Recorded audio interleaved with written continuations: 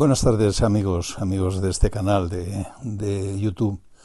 Lo que pretendemos hoy es iniciar una nueva lista de distribución que vamos a llamar Grandes Viajes, porque va a estar dedicada justamente a eso, a presentaros algunos de los grandes viajes que hemos hecho a lo largo de nuestra vida y que todavía el vídeo que en su momento y las fotos que en su momento hicimos tienen validez dados los estándares actuales de calidad.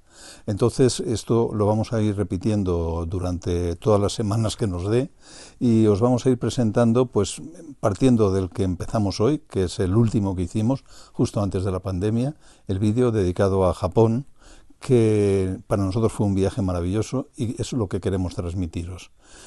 A partir de hoy, como digo, vamos a estar publicando vídeos de grandes viajes durante bastante tiempo, lo cual no nos va a hacer abandonar los vídeos que os venimos ofreciendo de viajes en autocaravanas, todos ellos bastante más cercanos, puesto que nuestra autocaravana tiene apenas un año de vida y por tanto nos queda mucho camino por delante para seguirlo presentando. Vamos a empezar. Bueno, nuestro viaje a Japón empezó en unas condiciones un poco complicadas porque nosotros habíamos hecho la reserva en el mes de enero del año pasado, del 2020, cuando todavía eso del coronavirus era una cosa, bueno, que estaba pasando en otros sitios, pero que aquí no nos pillaba muy cerca. Cuando nos fuimos, ya nos tocaba irnos, que era en marzo o a últimos de febrero y marzo, en febrero. Cuando ya nos íbamos ya estábamos más preocupados porque en un mes las cosas habían cambiado mucho. Entonces, con bastante inquietud, porque ya no íbamos tranquilos, pero aún así decidimos que ir adelante con el viaje. Y la verdad es que no nos hemos arrepentido. De hecho, había amigos que cuando les mandábamos las fotos del viaje y nos poníamos en contacto con ellos, me decían, qué horror, qué peligro.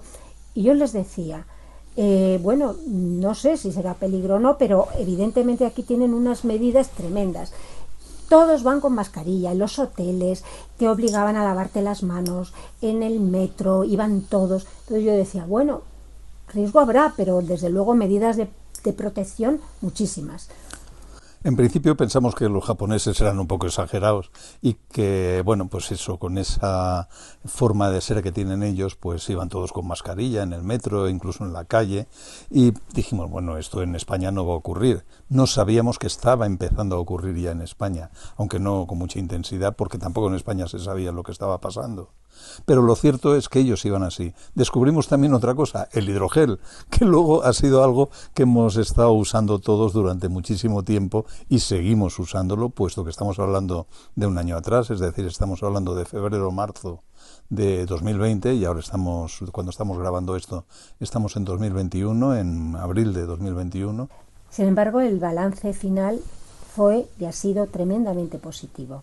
Positivo por los maravillosos paisajes que hemos podido ver, los monumentos, los templos, por profundizar un poco en la historia de Japón, en su pasado, que es muy interesante, y también por conocer un poco el carácter y los valores de los japoneses que a mí me han llamado la atención. Efectivamente, así es. Nosotros teníamos y tenemos todos los europeos, básicamente, y supongo que los americanos también, una idea del pueblo japonés, de los japoneses, que es la que nos han ido metiendo las películas, especialmente sobre la Segunda Guerra Mundial, de factura norteamericana, de estadounidense. Y en esa, pues hemos visto un japonés que no tiene nada que ver con la realidad, con lo que hemos visto nosotros ahora. Nosotros ahora hemos contemplado unos japoneses con unos valores, que son lo que comentaba Isabel, centrados en la honradez, centrados en la generosidad, y centrados también en el bien común, en hacerlo lo mejor posible para su pueblo y para todos los pueblos que con ellos están. A mí me ha parecido que la verdad es que ha sido genial. Aunque también hay que decir algún otro aspecto que para nuestra forma de ser latina pues no es tan positivo, como puede ser esa introversión que hace que tengan que comprar una compañía para ser escuchados, para ir a una boda, para ir a una comida de trabajo. Eso realmente para nosotros es como muy inconcebible, ¿no? y muy triste también me parece a mí. Bien, de todo ello hablamos también en el vídeo, lo vais a ver y os dejamos con él porque yo creo que es lo mejor que podemos hacer, ¿vale? Venga, hasta ahora.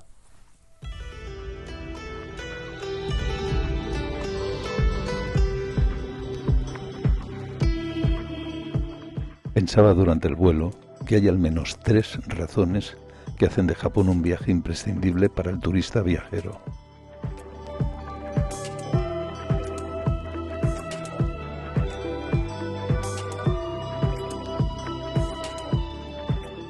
Primero, por la constatación de que siendo un destino modelo de la modernidad más explosiva, resulta al mismo tiempo un reducto donde contactar con la cultura más tradicional y recatada del mundo.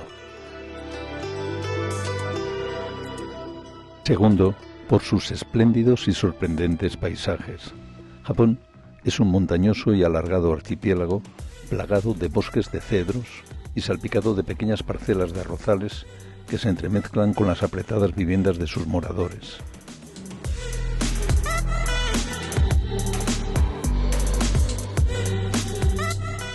Tercero, por los propios japoneses. Son educados, corteses, amables, siempre dispuestos a ayudar al visitante, algo tímidos, que lejos de la imagen que nos han metido en la mente las películas americanas de la Segunda Guerra Mundial, la verdad.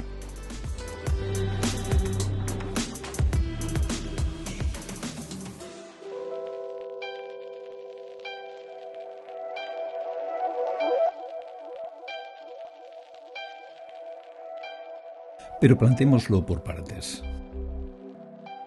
Después del largo viaje con escala en Zúrich, duchados y cambiados de ropa, iniciamos nuestro primer contacto con la noche de Tokio, del modo más convencional posible, en metro. Necesitamos una pormenorizada explicación para comprender el extraño pero racional funcionamiento de este complejo medio de transporte. Pero pronto nos encontramos entre japoneses que viajan en silencio y sin rozarse, para no molestar, camino del barrio de Shinjuku. Por una de las 240 salidas de esta estación de metro, nos lanzamos a recorrer uno de los barrios más locos de Tokio. Tráfico, lluvia, luces de neón por todos lados, actividad frenética en las calles, pero ni un coche aparcado en la vía pública, ni bien ni mal aparcado, ni una sola papelera, pero tampoco ni una colilla, ni un papel en el suelo. ¿Qué hacen los tokiotas con ellos? Edificios que parecen sacados de una película de ciencia ficción con monstruos asomando por algunos de ellos, y microoficinas, y hoteles cápsula, y anuncios de todo lo anunciable, incluso de jovencitos y jovencitas que se alquilan por horas para escuchar las cuitas de sus conciudadanos o para acompañarles a una cena o celebración.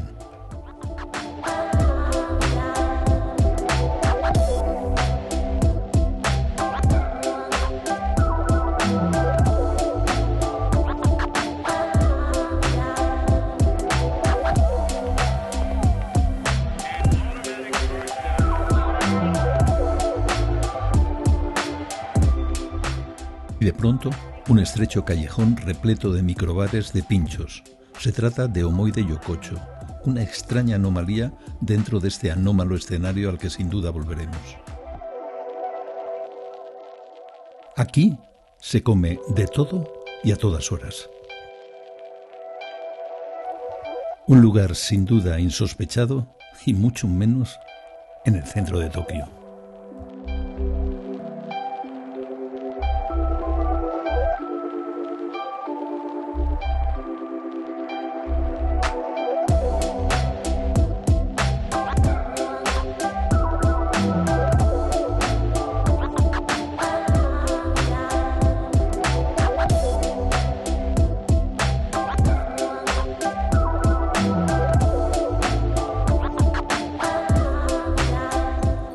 Pero nuestro destino, antes de volver al hotel, lejos del caos, es una cena tradicional de bienvenida en un restaurante local.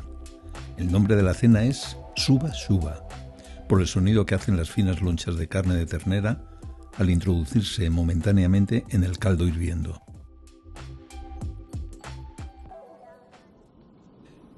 El primer contraste lo tenemos apenas amanece, ya que durante todo el viaje iniciaremos la hora viajera hacia las 6 de la mañana. La alta torii de madera marca la entrada de este santuario que, como todos los sintoístas, carece de imágenes de los dioses. Una vez purificados por el agua, como en todos los centros sintoístas, accedemos al santuario. El Meiji-jingu es el santuario sintoísta mayor de Tokio.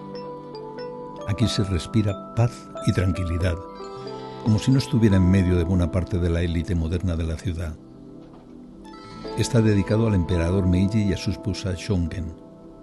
Fue destruido por los bombardeos americanos del final de la Segunda Guerra Mundial y reconstruido nuevamente como tantos otros monumentos en Japón, siguiendo exactamente las técnicas y materiales originales.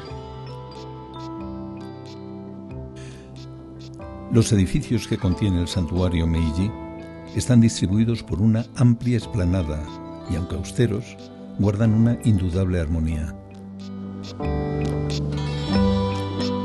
El templo Zoyoji es uno de los templos más importantes de la escuela budista Yodo y data de 1393.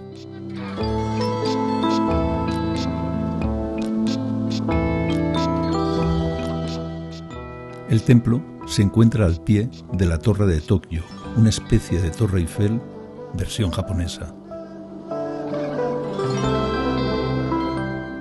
Aquí, al contrario de lo que ocurría en los santuarios sintoístas, la purificación es por el fuego.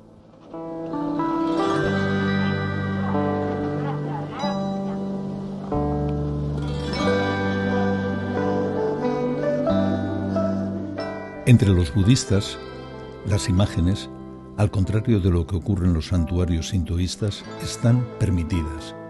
Y en este caso, concretamente, se multiplican por cientos con estatuas y los curiosos yizos, deidades en piedra, guardianas de los niños, a los que se visten con gorritos de lana, molinos de viento y delantales.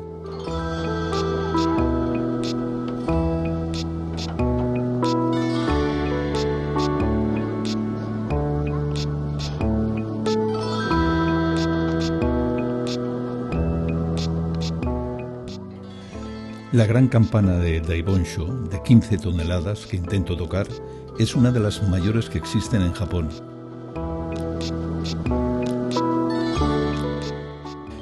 Vale la pena decir que la visita a los jardines del Palacio Imperial queda circunscrita a la parte más sosa del conjunto.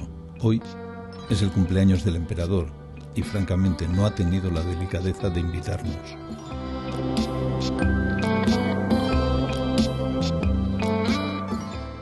Al Sensoji se accede atravesando una animada calle comercial antigua que nos va a servir de interludio de las modernas que veremos a continuación.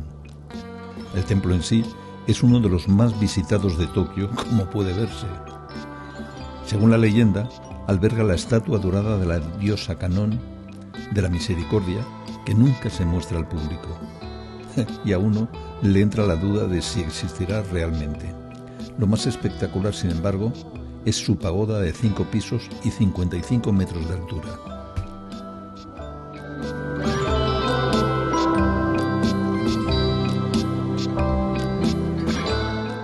Hacemos un paréntesis con una comida de todo el minigrupo que somos en un restaurante tradicional japonés.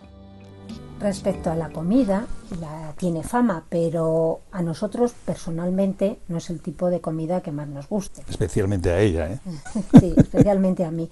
Esos fideos, por ejemplo, soba, que dicen que favorecen la longevidad y que los ensalzan muchísimo, yo he de decir que lo tuve que dejar. O sea, a mí no me gustó nada. Ahora, también hay que reconocer que tomé un sushi de sardinas.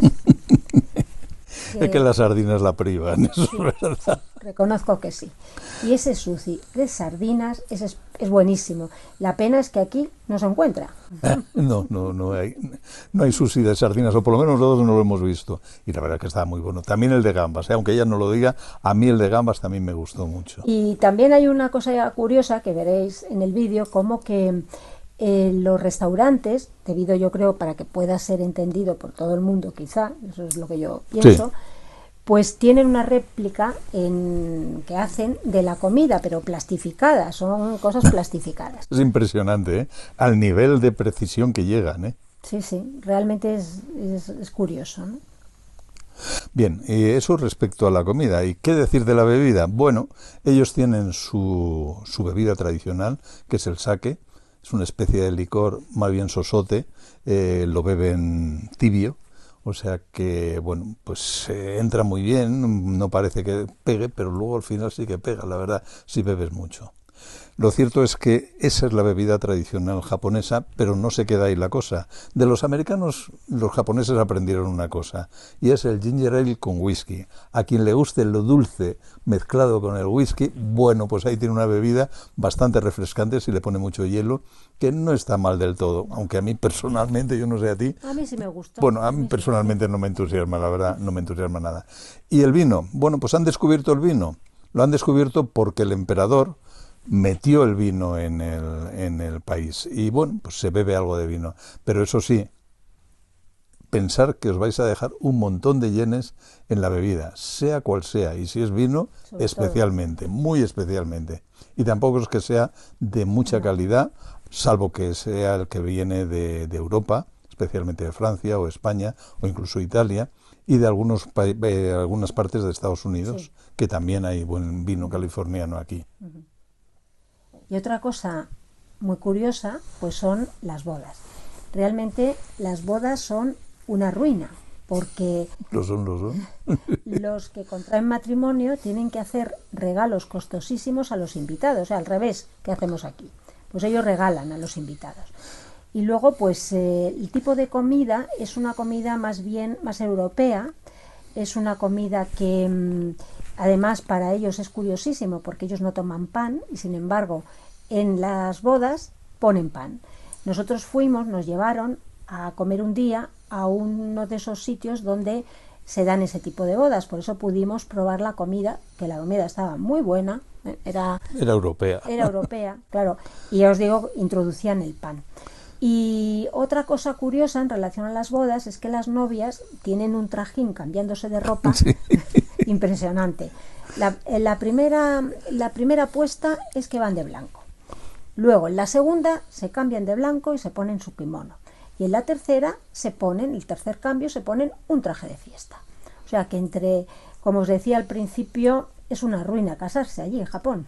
Es una ruina y una especie de cosa un poco extraña. Los restaurantes donde se celebran las bodas son de un rococó que os podéis asustar.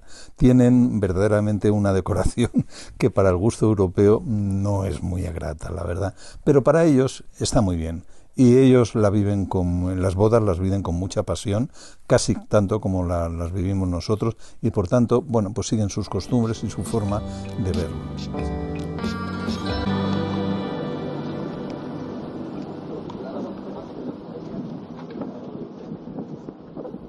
Desde ahí, por libre, y practicando nuestro curso del uso del metro Tokiota, regresamos al bullicio, a la locura de las compras y a la vista de insólitas avenidas desprovistas de tráfico rodado y papeleras, y sin embargo con ausencia total de cualquier tipo de basura. Nuestra meta inicial es la cuna de la locura de las salas de juegos electrónicos, del universo otaku, de los fans del manga, el cómic japonés y el anime, un cajón desastre para muchos tipos de imágenes, de los más extraños y seductores objetos de electrónica en forma de los más irresistibles gadgets que se puedan concebir y aún de los inconcebibles.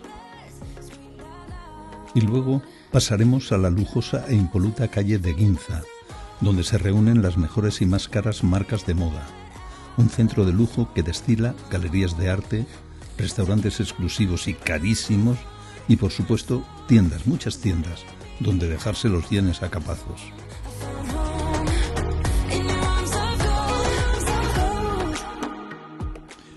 Y terminamos nuestras visitas vespertinas en el famoso cruce de Shibuya, el más transitado del mundo según se dice. En un momento dado, se abren a la vez para los peatones los semáforos de 5 cruces y cientos de personas, a veces más de 1000 simultáneamente, se lanzan como tsunamis humanos frente a frente, sin tocarse, sin rozarse siquiera, en un ejemplo más de inconcebible civismo y educación.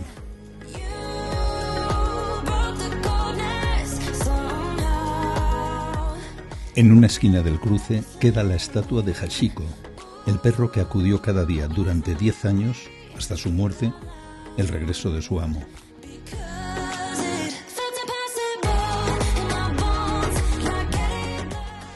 Para acceder a la segunda de las características que hacen de Japón ese destino imprescindible que comentaba al principio, viajamos entre montañas de espesa vegetación y con la permanente presencia del Fuji, hacia el sur, concretamente hasta el pueblo de pequeñas casas floreadas de Kawaguchiko.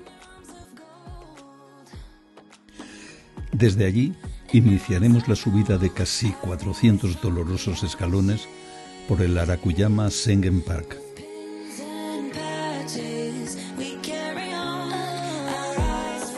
Sí, poco a poco vamos llegando hasta el santuario sintoísta donde se sitúa el mirador sobre el Fuji. Aquí procedo a la purificación ritual por agua antes de contemplar el maravilloso e inusual regalo invernal que nos ofrecen estas vistas del volcán sagrado del monte Fuji a pleno sol.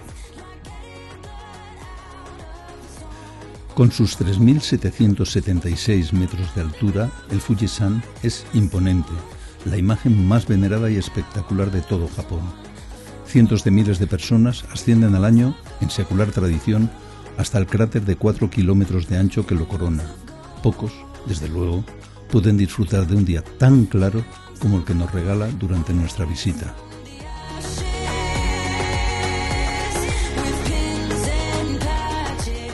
El regreso es, desde luego, bastante más tranquilo, aunque durante todo el trayecto se mantendrán las vistas sobre el majestuoso Fuji.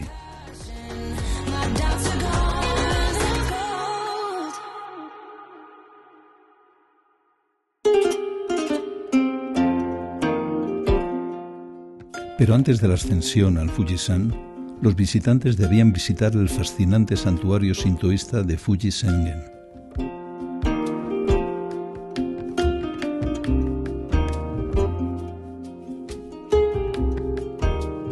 Los edificios del santuario, datado en el siglo VIII, se encuentran en medio de un denso bosque, incluidos algunos cedros milenarios que sobrevivieron al incendio del conjunto del bosque y contando con un tori principal que se reconstruye cada 60 años.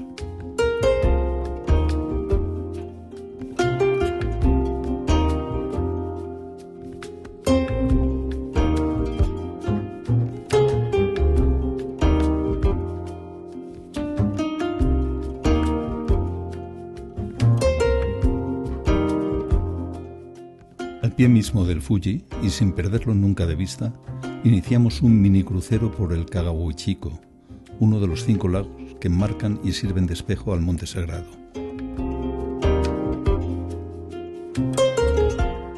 El paisaje es nuevamente espectacular, con densas arboledas y montañas tapizadas de verde que de tan perfectas parece que sean artificiales.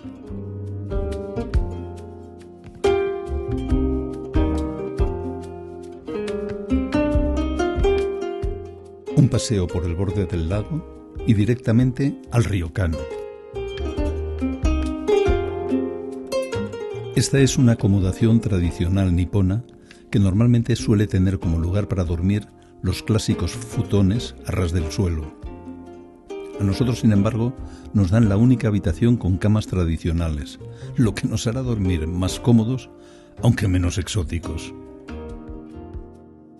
Nuestro Ryokan está situado junto al lago de Kawaguchiko, en medio de un poblado bosque, y cuenta con baños de aguas termales que no son filmables por realizarse en pelota picada, claro.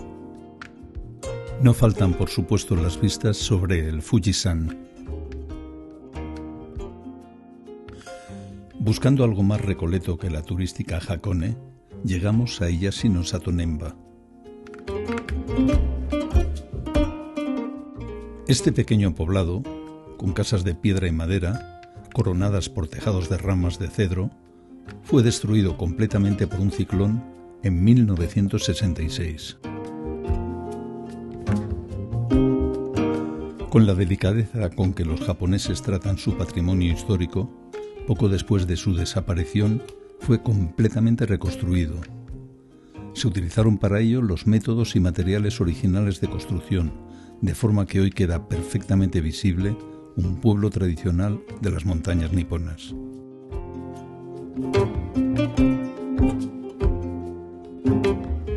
Se recuperó así como museo al aire libre, rememorando el modo de vida, las tradiciones y los utensilios utilizados por sus originales habitantes en siglos pasados.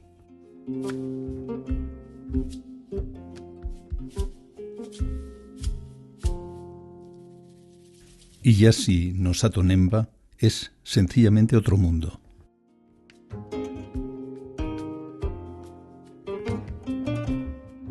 Continuando con nuestra revisión paisajística al sur de Tokio, y antes de someternos a un radical cambio, nos detenemos en las coquetas cascadas de Shiraito.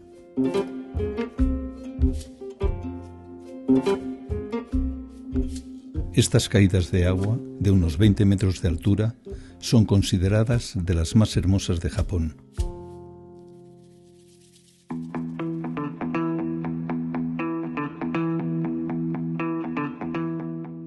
Y en este caso, el contraste viene de la mano del gigante nipón de la industria del automóvil, de la mano de Toyota, que nos presenta los entresijos más novedosos de su tecnología, sus últimos diseños, un avance de lo que nos traerá el mundo del automóvil en un cercano futuro y, de paso, nos permite curiosear en alguno de sus modelos y manejar sus más novedosos gadgets.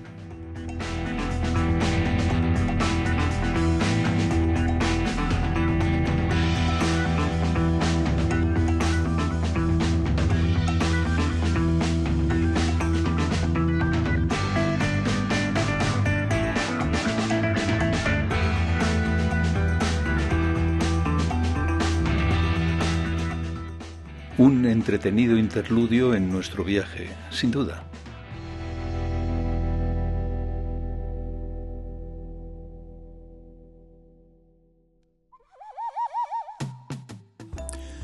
Unos kilómetros más al sur, llegamos a Kioto, la que fue capital del país hasta su sustitución por Tokio a finales del siglo XIX. Accediendo por la puerta norte al templo de Zen Tenryūji, nos adentramos por el mítico bosque de bambú de Arashiyama. El camino que se ha abierto entre las larguísimas cañas de bambú es como un túnel a otro planeta. Los gruesos y verdes tallos de bambú del bambusal parecen extenderse sin fin en todas direcciones. La luz que se crea en el interior de ese túnel, que forman las copas de los tallos al juntarse muchos metros más arriba de nuestras cabezas, tiene aún en un día gris como este algo de especial, algo de mágico, que ninguna cámara es capaz de reproducir. Un mundo esmeralda de inexplicable belleza que ni palabras ni imágenes pueden describir. El templo Zen de Tenryūji, propiamente dicho, Patrimonio de la Humanidad de la UNESCO, posee uno de los jardines más atractivos de Kioto. En nuestra visita, a un pleno invierno, el jardín queda un poco deslucido frente al aspecto que debe tener durante la floración primaveral o incluso con los colores del otoño. Aún así, es un verdadero placer para la vista pasear por este conjunto de pequeños lagos llenos de carpas gigantes, verdeantes roquedos, macizos ornamentales y árboles de hoja caduca. Este es un buen ejemplo del denominado shakei, paisaje prestado, que se aplica a muchos de estos delicados jardines.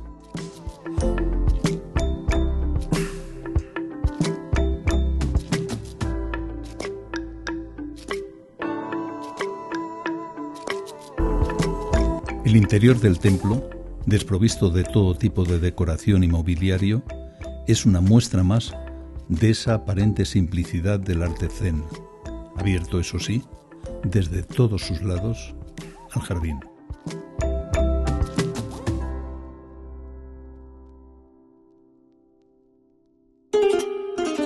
Nuevamente Kioto, la ciudad de los 1000 templos, consigue sorprender al viajero con este delicado templo y jardines denominado Kinkaku-ji o del pabellón dorado.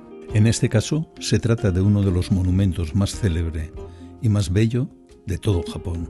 La sala principal, suspendida sobre el estanque que la circunda y sobre el que se refleja, está completamente revestida de pan de oro. El edificio original se construyó en 1397 como casa de retiro para el shogun Yoshimitsu, pero su hijo lo convirtió en templo. En 1950, un joven monje, obsesionado con el templo, le prendió fuego y redujo a cenizas. Precisamente hay una novela denominada El Pabellón de Oro que cuenta esta historia. Es muy interesante. La coqueta y austera casa de té que corona el jardín completa la visita a este templo.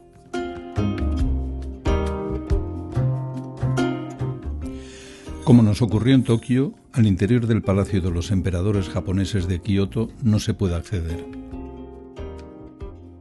Se puede, eso sí, entrar en el recinto amurallado y contemplar algunos de los edificios que contiene, así como sus maravillosos jardines. De entre las edificaciones, cuyo origen hay que llevarlo hasta el año 794, con sucesivas y posteriores reconstrucciones, destacan las correspondientes a las cocheras reales y el complejo de coronación de los emperadores. Sin embargo, lo más interesante, al contrario de lo que nos ocurrió en Tokio, es pasear sin rumbo por los jardines del palacio. Kocho, como se denomina el Palacio Imperial, se halla rodeado por un vasto parque con una enorme variedad de plantas y árboles. Muchos habitantes de Kioto vienen aquí los fines de semana a caminar o tomar un picnic en alguno de sus mágicos rincones. El santuario sintoísta Fushimi Inari Taisha, o de los 1000 toris, es un gran conjunto de santuarios bermellón que constituyen por sí mismos un mundo propio, por lo que veremos a continuación. Consta de 5 santuarios y se extiende por las tupidas laderas del Inari-san a través de serpenteantes senderos bordeados de evocadores pequeños templos secundarios. El conjunto de templos fue originalmente dedicado a los dioses del arroz y del sake, pero al decaer esta industria se ha puesto el foco en cualquier tipo de negocio, sea el que sea. Pero lo verdaderamente espectacular de este santuario es el abigarrado conjunto de arcos o tori con este vivo color vermellón que parece no tener fin. Los probablemente más de 1000 tori se extienden por las laderas del Inari-san, formando túneles, en algún sentido sobrecogedores que, a pesar de las numerosas personas que lo visitan diariamente, sorprenden al viajero y se convierten, por derecho propio, en una de las imágenes más espectaculares de todo Japón.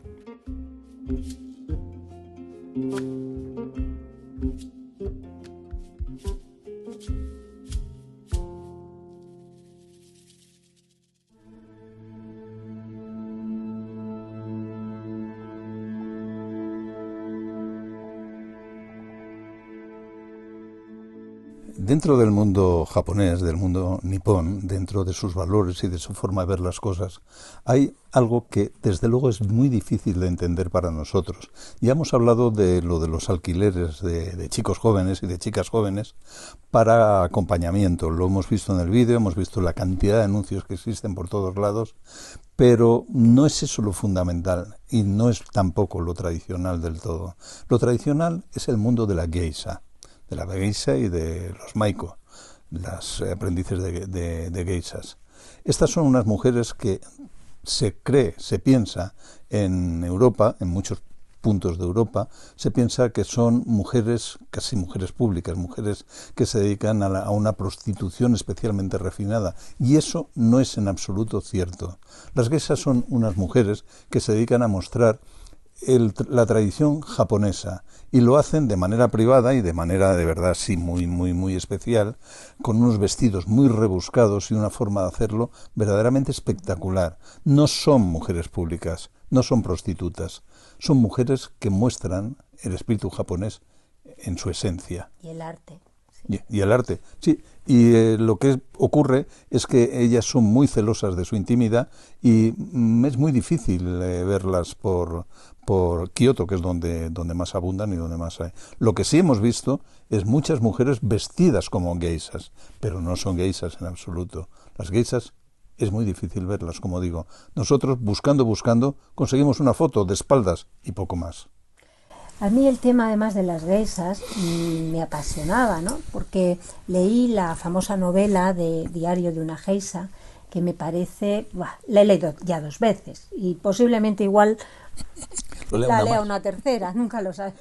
Y pues no sé, está recreando, en el fondo es lo que queda de un mundo en Japón que ya no existe y que realmente tiene su parte muy romántica y, no sé, muy bonita. Eso es lo que dice la novela. La realidad es que sí que existe, todavía está vigente, y en Kioto es muy fácil, en una de las calles donde ellas acostumbran a estar y donde ejercen su profesión, que todavía se las puede ver por ahí y todavía hay mucho público que está deseando estar con una geisha.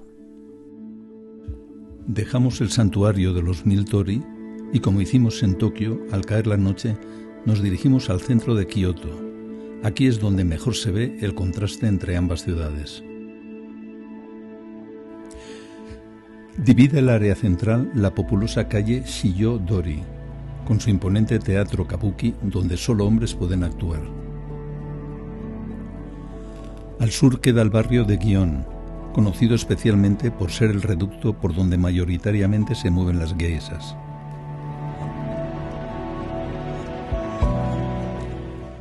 Estas escurridizas mujeres suelen prestar sus servicios de acompañamiento y exhibición de las artes tradicionales japonesas alrededor de las poco concurridas calles del distrito.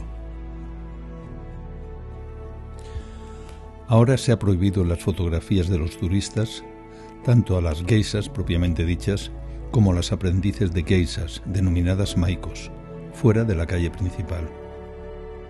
Del otro lado de la Shiyo-dori, bordeando el río, en la zona de Shinbashi, se amontonan una serie de pequeños y coquetos restaurantes, en uno de los cuales cenaremos esta noche.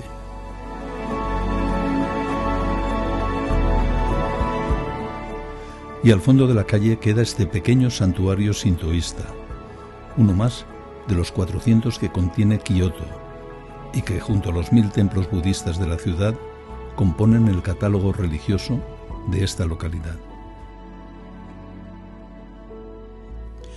Y ahora permitidme que os haga una petición. Si os ha gustado el vídeo, dadle un like, y si queréis recibir noticias nuestras cuando publiquemos más cosas, podéis suscribiros al canal y también darle a la campanita, que así os avisamos cuando haya cosas nuevas. Muchísimas gracias por estar aquí.